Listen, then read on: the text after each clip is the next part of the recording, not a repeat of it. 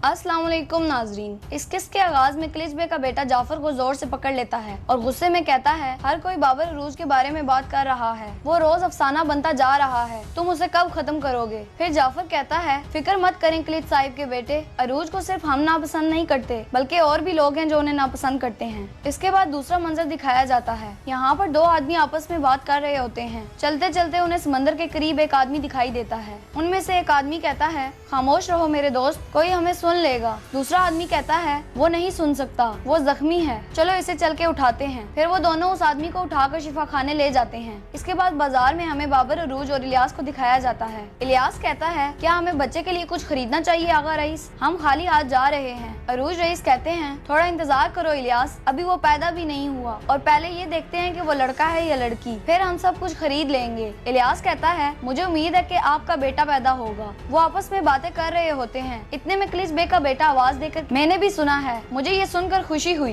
लिहाजा आप इस बार वाकई बाबा बन जाएंगे। फिर क्लिच बे का बेटा कहता है, मुझे इस आफत पर अफसोस हुआ जिसका आपने सबकी तरह सामना किया। वो समंदर के लोगों को कुचलने से नहीं हिचकिचाते जो मजबूत ना हो। इससे पहले कहीं देर ना हो जाए, आपको माफी मांग लेनी चाहिए। फिर इलियास कहता है, तो आप हमें समंदरों के काबिल नहीं समझते। अंतुआन ने भी ऐसी ही बातें की थी, जिस पर क्लिच बे का बेटा कहता है, मेरा गद्दारों के साथ मुआवजा ना करो, मैं उन जैसा नहीं हूँ, मेरा खानदान एक और मुसीबत बर्दाश्त नहीं कर सकता। ये सुनकर इलियास उसे गुस्से से पकड़ लेता है। अरूज रईस इलियास को मना करते हैं तो वो उसे छोड़ देता है। फिर अरूज रईस कहते हैं, हमने अपनी शोहरत के साथ सफर किया, जहाजों से पहले दुश्मनों का होना हमारे लिए एजाज की बात है। क्लिच बे का बेटा कहता है, ये मत भूलना कि बर्दाश्त का वक्त खत्म हो चुका है। वो लोग जो अनीता के सिक्के ले जाते हैं, समंदर उन्हें कबूल नहीं करेगा। फिर बाबर अरूज थोड़ा करीब चलकर आते हैं और कहते हैं, अनीता के बारे में भूल जाओ, समंदरों में सिर्फ मैं और मेरा भाई होंगे, चलें फिर देखते हैं कि आप कितने शाहीन हैं। ये कहकर वो वहाँ से चले जा। इसके बाद दूसरा मंजर दिखाया जाता है, जहाँ पर डेस्पिना खामोशी से बैठी होती है।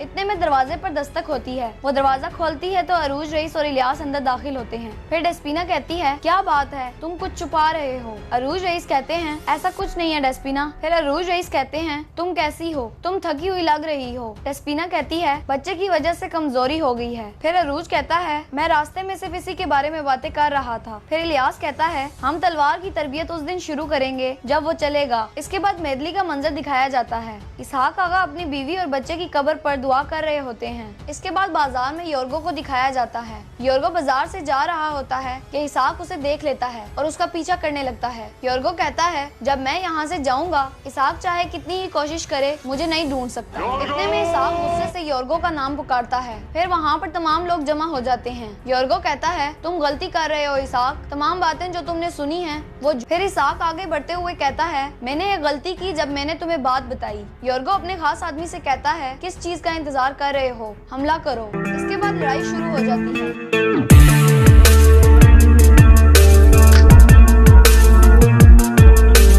लड़ाई के दौरान योर्गो वहाँ से भाग जाता है। फिर वो एक जगह पर आकर छुप जाता है। इतने में इसहाक उसे पीछे से आकर पकड़ लेता है और फिर कहता है, तुम्हारे पास छुपने के लिए कोई जगह नहीं है योर्गो, अगर तुम मर जाओ तो मिट्टी भी तुम्हें अपने अंदर जगह नहीं देगी। योर्गो कहता है, ऐसा मत करो इसहाक। फिर इसहाक उसे पकड़कर वहाँ से चला जाता है। इसके बाद दूसरा मंजर दिखाया जाता है, जहाँ पर खिजर और निकू उस्ताद के पास मौजूद होते हैं। उस्ताद कहता है, जैसा कि तुम लोगों ने कहा, वो तुम्हारे खानदान से बुग़्ज़ रखता है, लेकिन क्या वो इतनी हिम्मत करेगा। फिर निकू कहता है, चलो उसके पीछे जाते हैं, फिर हम देखेंगे कि वो इसकी हिम्मत कर सकता है या नहीं। लेकिन उस्ताद सुलेमान उसे मना करते हैं। फिर खिजर कहता है, मैंने योर्गो को तलाश किया लेकिन वो कहीं भी नहीं था। जब उसे पता चला कि हम पहुंच गए हैं तो उसने बहाना बनाकर अपनी दुकान छोड़ दी। लेकिन अगर योर्गो और इसहाक आपस में मिलते हैं तो मैं उन्हें नहीं रोक सकता। दूसरी तरफ इसहाक योर्गो को पकड़ कर ले जा रहा होता है। योर्गो कहता है, मुझे छोड़ दो इसहाक, मैंने कुछ नहीं किया, मुझे जाने दो। फिर इसहाक गुस्से से उसे धक्का देकर कहता है, मेरे मासूम बीवी और बच्चे इन कब्रों में हैं। फिर योर्गो कहता है, मैं आपके खानदान के कत्ल का जिम्मेदार नहीं हूँ। जिसके जवाब में इसहाक कहता है, अंतुआन जैसे डाकू के पीछे छुपते हुए तुम्हें हमें धोखा नहीं देना चाहिए था। योर्गो कहता है, मेरा उसके साथ कोई ताल्लुक नहीं है। इसके बाद दूसरा मंजर दिखाया जाता है,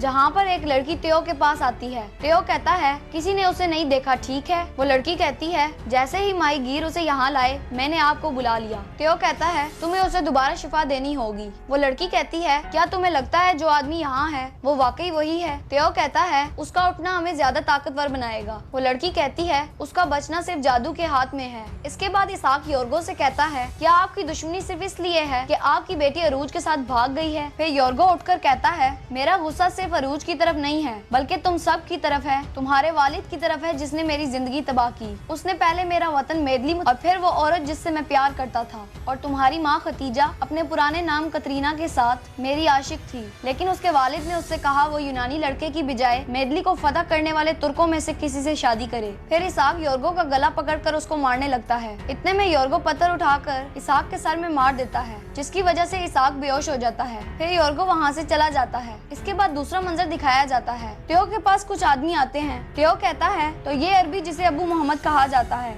ये वाकई कीमती है? तो वो आदमी कहता है बहुत ज्यादा कीमती, आपको बहुत ज्यादा सोना मिलेगा जब आप उसे हवाले करेंगे। फिर टेओ कहता है मैं तो ममलूक के शहजादे को भी इस सोने के लिए अगवा कर लूं। इसके बाद सिकंदरिया का मंजर दिखाया जहाँ पर बाबर अरूज नमाज अदा कर रहे होते हैं और रोते हुए दुआ मांग रहे होते हैं, ऐ अल्लाह तू मुझे सख्त इम्तिहान से गुजार रहा है। एक तरफ ईद है और दूसरी तरफ एक स्याह तूफान। ये सब कुछ मेरी गलती की वजह से हुआ है। मेरा दिल बहुत तड़प रहा है और मैं अपनी बीवी को नहीं बता सकता। मुझे डर है कि कहीं उसकी तबीयत खराब ना हो जाए। या अल्लाह मुझ पे अपना करम फरमा। अरूज रईस रोते हुए ये दुआ कर रहे होते हैं। इतने में इलियास ये सब सुन लेता है और ये देखकर दुखी हो जाता है। फिर अरूज रईस को आवाज देते हुए कहता है मेरे आगा खाना तैयार है, हम आपका इंतजार कर रहे हैं। फिर अरूज रईस कहते हैं मैं आ रहा हूँ। फिर इलियास वहाँ से चला जाता है। इसके बाद मेदली में इसहाक को दिखाया जाता है। वो खामोशी से बैठे होते हैं। इतने में खिजर आता है और उनके पास आकर बैठ जाता है और पूछता है आप कैसे हैं? इसहाक कहता है मैं कैसा हो सकता हूँ खिजर, मैं उनकी कब्रों के ऊपर हूँ। खिजर पूछता है आपके साथ खून क्यों लगा हुआ है मेरे आगा? इसहाक कहता है मेरे दिमाग में कोई चीज अटकी हुई थी, मैंने उससे जान छुड़ाने की कोशिश की, शायद इसलिए। फिर इसहाक खिजर से पूछता है तुमने मुझे इस बारे में क्यों नहीं बताया कि हमारे आने से पहले योर्गो यहाँ आया था? खिजर कहता है आप पहले ही तकलीफ में थे, मैं आपकी परेशानी बढ़ाना नहीं चाहता था। फिर इसहाक कहता है जब तक मेरे पास इस तरह के भाई मौजूद हैं, मुझे दुश्मनों की तो जरूरत ही नहीं है। फिर खिजर कहता है क्या योर्गो? इसहाक कहता है वो भाग गया। फिर खिजर वहाँ से चला जाता है। इसके बाद दूसरा मंजर दिखाया जाता है जहाँ पर अरूज रईस अपनी बीवी और भाई के साथ खाना खा रहे होते हैं। इतने में इलियास अरूज से कहता है अगर आप मुझे माफ कर दें तो क्या मैं हसन के पास जा सकता हूँ? अमला आज रात को वहाँ पर होगा। फिर डेस्पीना अरूज रईस से पूछती है क्या आप भी जाएंगे? अरूज रईस कहते हैं इलियास तुम जाओ और अपना ख्याल रखना। इलियास कहता है ठीक है मेरे आगा, आप दोनों भी अपना ख्याल रखना। ये कहकर वो वहाँ से चला जाता है। इलियास के जाने के बाद अरूज रईस कहते हैं मैं आज रात को तुम्हारे पास रहूंगा। फिर डेस्पीना कहती है काश अगर आपको याद हो तो आप सराय में गए थे। अरूज रईस कहते हैं तुम्हें लगता है कि मैं वहाँ पर अपनी मर्जी से गया था? मैं तो वहाँ काम के सिलसिले में गया था। अब हमें पहले से कहीं ज्यादा सुकून की जरूरत है। मैं इसके अलावा और किस तरह पैसा कमा सकता हूँ? फिर डेस्पीना कहती है काश उस औरत और उस सराय के अलावा कोई और तरीका भी होता पैसा कमाने का। अरूज रईस कहते हैं इंशाल्लाह मुझे रास्ता मिल जाएगा, तुम फिक्र ना करो। इसके बाद दूसरा मंजर दिखाया जाता है। फरोजो कहता है मैंने तुमसे कहा था मैंने ये सब छोड़ दिया, लेकिन तुम मुझे यहाँ पर जबरदस्ती ले आए। इलियास कहता है मैंने तुमसे कहा था कि तुम मुझे सिर्फ यहाँ पर लेकर आओ, लड़ाइयों पर शर्त लगाने के लिए तो नहीं कहा। फिर फरोजो कहता है क्या बाबर अरूज तुम्हारे जख्मी चेहरे के बारे में नहीं पूछेंगे? वो हमें मार देगा। इलियास कहता है तुम फिक्र ना करो, जब तक मैं उसकी इजाजत नहीं देता वो मुझे नहीं मार सकता। फरोजो कहता है तो फिर चलो यहाँ से चलते हैं। इलियास कहता है नहीं, जब तक मैं एक बड़ी लड़ाई नहीं कर लेता मुझे सुकून नहीं मिलेगा। किसी और को मुझे मारना चाहिए ताकि मैं अपने आप को ना मार सकूं। इसके बाद एक आदमी कहता है क्या कोई बहादुर आदमी है जो यहाँ आना चाहता हो? इलियास कहता है जी हाँ, मुझे दिखाओ, मैं लड़ूंगा। इसके बाद वो लड़ने के लिए तैयार हो जाता है। फिर इलियास के जहन में अपनी की गई गलतियों की बातें याद आ रही होती हैं। इसके बाद वो लड़ाई करने